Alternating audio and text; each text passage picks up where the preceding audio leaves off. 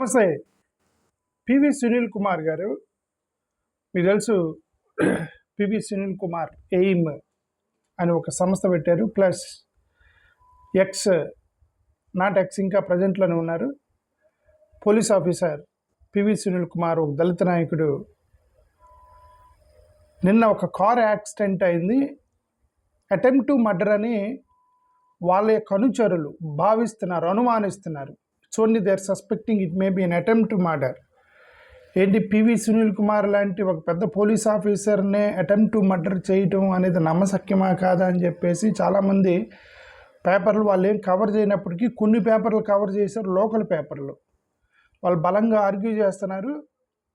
అనుమానం ఉందని. అనుమానమే, ఎందుకంటే పోలీసులు ఎలాగో ఇన్వెస్టిగేట్ చేస్తారు. ఎందుకు అనుమానం వచ్చింది అనే దానికి పివి సునీల్ కుమార్ గారు ఇన్వెస్టిగేషన్లో ఉంది కాబట్టి ఆయన కాకుండా ఆయన అనుచరుడు ఒక అతనితో నేను లైవ్లో తీసుకొని మాట్లాడుతాను. అసలు ఏం జరిగింది అక్కడ ఏం జరిగింది, కార్ యాక్సిడెంట్ ఎలా జరిగింది, ఎందుకు అటెంప్ట్ టు మర్డర్ అనే అనుమానం ఉంది వీళ్ళ టీంకి అనేది వాళ్ళ ద్వారా మనం తెలుసుకుందాం. ఈ సోషల్ మీడియాలో తిరుగుతుంటే ఇదేంటి పివి సునీల్ కుమార్ గారి మీద ఇలాంటి అనుమానం ఏంటి, అతని మీద అటెంప్ట్ టు మర్డర్ ఏంటి అని నాకు అనిపించింది. కాబట్టి వాళ్ళ ద్వారా విందాం అసలు వాళ్ళ యొక్క ఆరోపణ ఏంటి అనేది.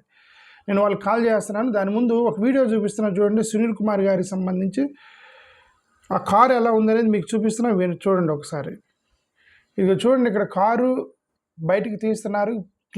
క్రెయిన్ పెట్టి బయటికి తీశారు. అది చాలా డీప్గా కిందకి వెళ్ళిపోయింది అనమాట కారు. చూసారుగా, పోలీసులు క్రెయిన్ పెట్టి తీస్తున్నారు బయటికి. మోస్ట్ ఇంపార్టెంట్ ఏంటంటే ఇక్కడ చూడండి ఎలా ఉందో, లోపల గుంతలోకి దిగిపోయింది కారు.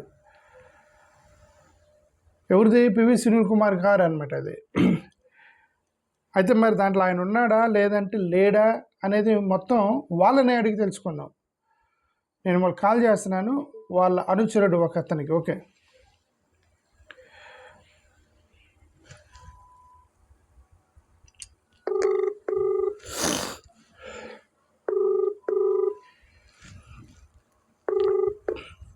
హలో బ్రదర్, నమస్తే. నమస్తే అండి. నేను ప్రొఫెసర్ రమేష్ ఛానల్ నుంచి డైరెక్ట్గా లైవ్ కాల్లో మాట్లాడుతున్నాను. చెప్పండి. సో మీ కాల్ ఇప్పుడు రికార్డ్ అవుతుంది. ఇప్పుడు పివి సునీల్ కుమార్, మీరు పివి సునీల్ కుమార్కి ఏమవుతారు, బంధువా? అవునండి. ఓకే, మేనల్డ్ అని చెప్పారు నాకు. అవునండి. ఓకే అంటే you will have Sunil Kumar అన్న ఏదైతే చెప్పాలనుకుంటున్నారో ఆ ఇన్ఫర్మేషన్ మీ దగ్గర ఉంది. ఓకే, ఇప్పుడు ఆ కారు నేను చూశాను, బాగా గుంతలోకి పోయింది. అది ఏమన్నా ప్రొక్లైన్ పెట్టి లేపుతున్నారు దాని పైకి. అవునండి. చూస్తే కొద్దిగా డేంజరస్ గానే అనిపించింది. బట్ దీంట్లో అది జస్ట్ యాక్సిడెంటా లేదంటే అటెంప్ట్ టు మర్డర్ అనేటువంటి సోషల్ మీడియాలో 2 వర్షాలు నడుపుతున్నాయి. మీరేమంటారు చెప్పండి దాని విషయం. యాక్చువల్గా ఇది మొన్న అంటే ఒక 2 days బ్యాక్ అండి. 2 days back, let's say 22nd అనుకుంటా date, I don't remember exactly. ఆ 22nd వైజాగ్ నుంచి బయలుదేరి భీమవరం వెళ్ళాం. కొద్దిగా అక్కడ ఏదో చిన్న చిన్న పనులు ఉంటే బిజినెస్ పరంగా కానీ. రెండోది బందర్లో సారథి మీటింగ్ ఉంది ఒక 2 days లో. అది క్యాన్సిల్ అయిన తర్వాత సో బండి బందర్ వెళ్ళాలి యాక్చువల్ గా. అది ఇప్పుడు కూడా సార్ వచ్చినప్పుడు వాడదాం ఆ బండి, సార్ లేనప్పుడు వాడడం ఆ బండి. సో అలాగా వచ్చిన క్రమంలో ఏంటంటే మామూలుగా డ్రైవర్ భోజనానికి కానీ బయటకు వెళ్ళాడు నైట్ టైము. వెళ్ళినప్పుడు ఏమైందంటే భీమవరంలో అటు ఇటు తిరిగినప్పుడు వచ్చేటప్పుడు ఒక టర్నింగ్ లోని ఒక లారీ చాలా దురుసుగా బండి మీదకి వస్తే ఆ లారీని తప్పించిపోయి కాలువలోకి వెళ్ళిపోయింది. బండిలో యాక్సిడెంట్ జరిగిన టైంలో డ్రైవర్ తప్ప ఎవరు లేరు. సో మేము కూడా ఏంటంటే ఇనీషియల్ గా ఇది ఏదో క్యాజువల్ యాక్సిడెంట్ అన్నట్టుగానే తీసుకున్నాం. ఆ ఉద్దేశం ఏంటంటే సరే బండి రికవర్ చేసి దాన్ని రిపేర్ నిమిత్తాన్ని పంపించేయడం జరిగింది. కానీ నెక్స్ట్ డే అంటే 23rd నిన్న మన డిపార్ట్మెంట్ వారు చేసిన అత్యుత్సాహం చూసాక మాకు కొన్ని అనుమానాలు కలిగినాయి. ఎస్పెషల్లీ ఆ సిఐ శ్రీనివాస్ అని ఉన్నారు అక్కడ. ఆయన చేసిన హడావిడికి మాకు కొత్త అనుమానాలు కలిగినాయి. కొంతసేపు ఏంటంటే ఆ బండి అసలు అక్కడ ఎందుకు ఉందంటాడు కొంతసేపు ఏమో డ్రైవర్ చనిపోయాడా ఉన్నాడా అంటాడు కొంతసేపు. ఏదో రకంగా ఈ దీనిలో ఉన్న వాళ్ళందరిని ఇబ్బంది పెట్టాలనే దిశగా ప్రయత్నం చేసి దాన్ని ఏదో కప్పిపుచ్చడానికి ట్రై చేస్తున్నట్టు అనిపించింది మాకు. ఆ, సో దాని మీద మేము డెఫినెట్ గా రేపు కంప్లైంట్ ఇద్దామని అనుకున్నాము. రేపు మా అడ్వకేట్ తో కూడా మాట్లాడటం జరిగింది, ఏమన్నా కుట్రకోణం ఉందని. జనరల్ గా యాక్సిడెంట్ అయినప్పుడు ఇప్పుడు ఇప్పుడు ఆ టిప్పర్ లారీ వచ్చింది అనేది మా డ్రైవర్ స్టేట్మెంట్ కూడా ఇచ్చాడు ఉమ్, దానిలో. ఉమ్, ఇప్పుడు ఆ లారీ ఎవరిది ఏంటి అనేది అసలు ఆ ప్రమాదానికి కారణమైన వెహికల్ గురించి ఎంక్వైరీ చేయాలి, కానీ ప్రమాదానికి గురైన వెహికల్ గురించి ఎంక్వైరీ చేయడం మొదలు పెట్టారు. ఓకే. సో ఈ అత్యుత్సాహం అంతా చూశాక మాకు అనుమానాలు వచ్చి ఇదేదో డెఫినెట్ గా కుట్రకోణం ఉన్నట్టుంది అనే దీని మీద ఇప్పుడు రేపు కంప్లైంట్ కూడా లాడ్జ్ చేస్తున్నాము. రేపు ఉమ్, చేసి దాని మీద పోలీసు వారు తగిన ఎంక్వైరీ చేయాలని కోరుతున్నాం. ఆ లారీ ఎవరిది, అసలు నిజంగా లారీ కుట్రకోణం ఉందా లేదా అనేది కూడా పోలీసు వారు నిగ్రహించాలని మా ప్రయత్నం. అంటే ఇంతవరకు ఆ లారీ ఎవరితో తెలీదా? అసలు ఇంతవరకు ఆ ప్రయత్నం కూడా చేయలేదండి డిపార్ట్మెంట్ వాళ్ళు. ఆహా, యాక్సిడెంట్ అయిన బండి మీదే పడ్డారు, కానీ ఉమ్, ఆ లారీ ఎవరిది ఏంటి అనేది మాత్రం ఇంతవరకు అసలు యాంగిల్లో కూడా ప్రయత్నం చేయలేదు. ఈ డిపార్ట్మెంట్ లో కూడా ఏంటంటే హైయర్ అఫీషియల్స్ కూడా ఇన్వాల్వ్ అయి ఉన్నారు ఆ జిల్లాలోనే. ఉమ్. వాళ్ళు కూడా ఈ దీనిలో భాగం అనే అనుమానాలు అయితే మాకు వస్తున్నాయి. ఎవరు పోలీస్ ఆఫీసర్ల హ్యాండ్ ఉందని మీ ఉద్దేశమా? అవునండి, ఏది సునీల్ కుమార్ గారిని చంపడానికి పోలీస్ డిపార్ట్మెంట్ హ్యాండ్ వాళ్ళు ఉందని కూడా సహకరిస్తున్నారు అనేది మా అనుమానం. అంటే చంపడానికా లేదంటే కేసుని తప్పుదారి పట్టడానికా? మీరు పెద్ద ఆరోపణ చేస్తున్నారు. ఇంచుమించుగా రెండు అనుమానాలు ఉన్నాయండి మాకు. మొన్నటిదాకా మేము ఏదో సింపుల్ యాక్సిడెంట్ అని అనుకున్నాం, ఆ, కానీ నిన్న వాళ్ళు చూపిన అత్యుత్సాహం చూస్తే దేన్నో రూపుమాపటానికి దేన్నో దాయటానికి వాళ్ళు చాలా ప్రయత్నం చేశారనేది అర్థమైంది. అదేంటనేది ఆ విషయం ఏంటనేది మాకు తెలియాలి కంపల్సరీగా. దాని మీద రేపు కంప్లైంట్ కూడా ఫైల్ చేస్తున్నాము. ఉమ్, సార్ కూడా సెక్యూరిటీ పెంచాలని కోరుకుంటున్నాం మేము ఉమ్, ఇప్పుడు. ఎందుకంటే ఆయనకి ఇప్పుడు రేపు ఏదైనా కానీ థ్రెట్ అయితే ఉంది సార్ ఆయనకి, అది అనిపించింది మాకు. ఉమ్. ఎవరి నుంచి థ్రెట్ అని మీరు అనుకుంటున్నారు? అంటే జనరల్ గా థ్రెట్ అంటే నేను పిన్ పాయింట్ గా ఒకళ్ళని పాయింట్ చేయలేను కానండి, ఇక డెఫినెట్ గా జనాలందరికీ తెలుసు. ఉమ్, ఇది ఏంటంటే ఆయన ఏ విషయాల మీద ఒక ఎజెండా మీద ముందుకెళ్తున్నారు, దళితుల కోసం ముందుకెళ్తున్నారు. ఉమ్, సో అది రకరకాలుగా ఉండొచ్చు, ఉన్నారు కదా, చాలా మంది ఉన్నారు. మేజర్ గా ఏంటంటే అది ఇన్సిడెంట్ జరిగిన విధానం, తర్వాత ఇన్సిడెంట్ జరిగిన లొకేషన్ బట్టి మాత్రం మీకు చెప్పవసరం లేదు ఎవరి మీద అనుమానాలు ఉన్నాయనేది. ఏంటి ఆ లొకేషన్ స్పెషాలిటీ ఏంటి? ఎగ్జాక్ట్ గా అక్కడే అని ప్లాన్ చేశారని మీ ఉద్దేశమా? ఆ లొకేషన్ లో అంటే అక్కడైతే మరి సిస్టమ్ అంతా వాళ్ళ కంట్రోల్లో ఉంటది కదండి. ఓకే. ఏదైనా తారుమారు చేసే అవకాశం ఉంటది కదండి అక్కడైతే. ఎందుకు అక్కడ సీసీ కెమెరాలు ఉన్నాయి అన్ని?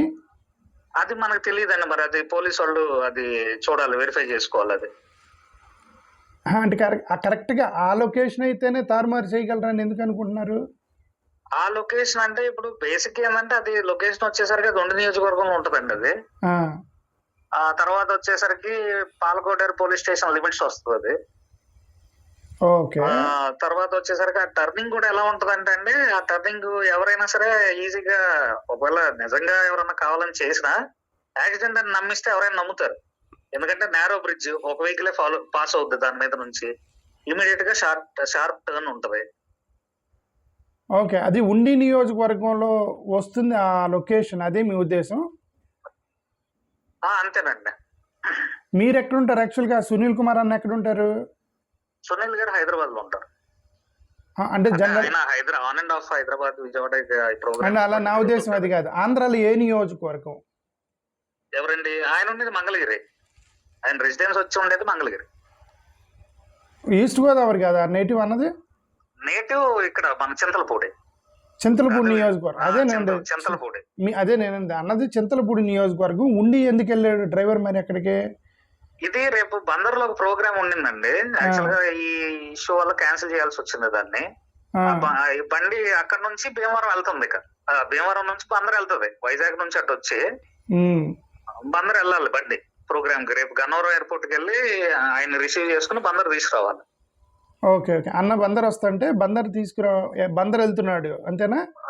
విజయవాడ ఎయిర్పోర్ట్ దిగుతారు, విజయవాడ ఎయిర్పోర్ట్ నుంచి ఆయన రిసీవ్ చేసుకుని బందర్ తీసుకెళ్ళాలి ఆయన్ని. సో ఈ లోపు ఏంటంటే ఎలాగో అక్కడ కార్యక్రమాల పర్యవేక్షణ అవన్నీ ఉంటాయి కదండి, ఏర్పాట్లు అవి చూడటానికి కూడా బందర్ వెళ్లాల్సి వచ్చింది. అందుకని బందర్ బయలుదేరింది బండి యాక్చువల్. బందర్ వెళ్ళాలంటే ఉండి నుంచి వెళ్ళాలి. అంటే వైజాగ్ నుంచి వస్తుంది బండి, ఇటు నుంచి షార్ట్ కట్ ఉందని అటు నుంచి వెళ్ళిందండి. ఓకే. వైజాగ్ ఏంటి రిపేర్కి ఇచ్చారా బండిని? లేదండి, లాస్ట్ టైం విజయనగరంలో ఒక మీటింగ్ జరిగింది. ఆ మీటింగ్ అయిపోయాక ఆయన ఫ్లైట్ కి వెళ్ళిపోయారు వైజాగ్ నుంచి. తర్వాత వైజాగ్ లో ఉండిపోయింది బండి. ఆయన ప్రోగ్రామ్ ఉంటేనే బండి కదులుతుంది, ప్రోగ్రామ్ లేకపోతే బండి కదలదు. ఓకే. అంటే లాస్ట్ టైం మీరు కారుని విశాఖపట్నం తీసుకెళ్లారు, అక్కడే వదిలిపెట్టారు. సో ఇప్పుడు తీసుకొస్తున్నారు దాన్ని. అవునండి, దాన్ని తీసుకొని తీసుకెళ్లేటప్పుడు సునీల్ కుమార్ గారిని రిసీవ్ చేసుకోవడానికి విశాఖపట్నం నుంచి బందర్ వెళ్ళాలంటే ఉండి నుంచి వెళ్ళాలి, అది ఉద్దేశం అంతేగా? అలా నేను కాదండి, బేసిక్ అది షార్ట్ కట్ రూట్ అండి అది. కాబట్టి ఉండి నియోజకవర్గంలో అది జరిగింది కాబట్టి అనుమానం ఉంది మీకు? మాకు అనుమానాలు ఉన్నాయి. అంటే ఫస్ట్ లో అనుమానాలు లేవండి, కానీ పోలీసులు వ్యవహరించిన తీరు గానీ, ఎస్పెషల్లీ ఆయన సిఐ శ్రీనివాస్ గారు వ్యవహరించిన తీరు గానీ, ఇవన్నీ చూస్తే మాకు కొత్త అనుమానాలు వచ్చాయి. ఓకే, ఇవి నాకు క్లారిటీ వచ్చింది. అది యాక్చువల్లీ సోషల్ మీడియాలో తిరుగుతుంది. ఏంటి సోషల్ మీడియాలో అంటే ఫస్ట్ ఇనిషియల్ గా మాకు అనుమానాలు, ఎటువంటి అనుమానాలు లేవు. ఏదో నార్మల్ యాక్సిడెంట్ గానే తీసుకున్నాం దీన్ని. నిన్న డిపార్ట్మెంట్ వారు, ఎస్పెషల్ ఆయన రూరల్ సిఐ శ్రీనివాస్ గారు ప్రవర్తించిన శైలి గాని, ఆయన మాట్లాడిన విధానం గాని, ఇవన్నీ కూడా ఏంటంటే మాకు అనుమానాలను బలపరిచింది. అది ఓన్లీ బిహేవియర్ బట్టి అనుమానాలే కానీ ఎవిడెన్సెస్ ఏమి లేవుగా, ఢీ కొట్టడం కానీ? ఎవిడెన్స్ అంటే ఆ లారీ ఎవరిదనేది ఐడెంటిఫై చేస్తే గానీ తెలియదండి ఎవిడెన్స్ ఏంటి. దానికి నెంబర్ ప్లేట్ ఉందా లారీకి? గమనించాడు ఆ డ్రైవర్? అంటే ఆ నిక్ ఆఫ్ ద మూమెంట్ లో మరి మన్నాడు గమనించలేదు, ఎందుకంటే నైట్ టైం కదా జరిగింది ఇది. ఓకే, సో నంబర్ కూడా తెలియదు. అయినా కానీ భీమవరంలో నియోజకవర్గం ఎంతో అభివృద్ధి చేశారు కదండి, దానిలో సీసీటీవీలు ఉంటే ఎక్కడో చోట పట్టుకోగలరు, పోలీసులు పట్టుకోవాలనుకుంటే గానీ పెడితే పట్టుకోగలరు. సో లారీని ట్రేస్ చేయడానికి వాళ్ళు ప్రయత్నం అయితే ఏమీ చేయలేదు, ఇన్వెస్టిగేషన్ చేయడానికి ప్రయత్నం చేయట్లేదని మీ ఆరోపణ? అవునండి. ఓకే, లారీ పట్టుకుంటే అతను తోలిన వ్యక్తి ఎవరు, లారీ ఎవరిది, దాన్ని బట్టి ఏమన్నా కాన్స్పిరసీ యాంగిల్ బయటకు వచ్చిందని మీ ఉద్దేశం? అవునండి. Okay, that's genuine demand. Okay, నేను ఇంకోటి, ఆ కారుని పైకి లేపుతున్నారు కదా క్రేన్ పెట్టి? అవునండి. అది మీరు లేపుతున్నారా, పోలీసుల డిపార్ట్మెంట్ అలా? అది లేపుతుంది ఎవరు? లేదండి, మామూలుగా ప్రైవేట్ క్రేన్ తెప్పించారు. ఎవరు? అది అక్కడ లోకల్ గా మనకి ఏం అనే ఆర్గనైజేషన్ నడుపుతారు సార్. ఆర్గనైజేషన్ మెంబర్స్ ఉంటారు అక్కడ. సరే, మనకేం అనుమానాలు లేవు కదా, దీన్ని పోలీసులకి వీళ్ళకి ఇంకెందుకులే, బండి డ్యామేజ్ అయిపోయింది అని అన్నట్టుగా. ఎక్కువసేపు వాటర్ లాగ్ అయినా కానీ ఏంటంటే ఎక్కువసేపు ఉంచిన బండిని ఇంకా డ్యామేజ్ అవుతుంది. అన్ని సెన్సర్ పడదు కదండి ఇప్పుడు అంతానే, అది ఇంకా డ్యామేజ్ అవుతుంది. ఆ ఉద్దేశం ఏంటంటే ముందు క్రేన్ పెట్టి బయటికి తీయటానికి ఇమీడియట్ గా పొద్దున్నే ఒక క్రేన్ అరేంజ్ చేసి బయటికి తీస్తాం. బండి తీసి మీరే తీశారు, పోలీసులు కాదు? మేమే తీసుకున్నాం. తీసాక టోయింగ్ వెహికల్ ఒకటి పిలిపించి చాలాసేపు అక్కడే ఉందండి, రోడ్డు మీద ఉంది బండి ఆ టోయింగ్ వెహికల్ కట్టి. ఎందుకంటే అది ఆటోమేటిక్ వెహికల్ అండి. ఆటోమేటిక్ అయినప్పుడు ఏంటంటే అది అలా టో చేసినప్పుడు కంపల్సరీగా షాఫ్ట్ అది డిసెంగేజ్ చేయాలి, డ్రైవ్ షాఫ్ట్ అవి. అది మెకానిక్ ని పిలిపించి ఎంగేజ్ చేయమని మా మెకానిక్ చెప్తే అది డిసెంగేజ్ చేయించి బండిలో పెట్టి అక్కడ నుంచి టోయింగ్ వ్యాన్ బయలుదేరదాకా 1.5 hours పైన పట్టింది. అంటే అర్థం అది గుంతలోకి వెళ్ళినప్పుడు యాక్సిడెంట్ అని మీకు అనుమానం లేదు కాబట్టి మీరు తీశారు. జనరల్ గా యాక్సిడెంట్ అంటే ఏంటంటే మాకు అనుమానం ఉంటే తీసేవాళ్ళం కాదు, మాకు ఎటువంటి అనుమానాలు లేక ఏదో మిస్ హ్యాప్ అన్నట్టుగానే అనుకున్నాం మేము. అంటే ఆ టర్నింగ్ గానీ ఆ రోడ్డు విధానం గానీ చూసి మేము ఇదేదో యాక్సిడెంట్ అనుకోకుండా జరిగిందిలే, ప్రమాదంలే అన్నట్టుగా వదిలేసాం మేము.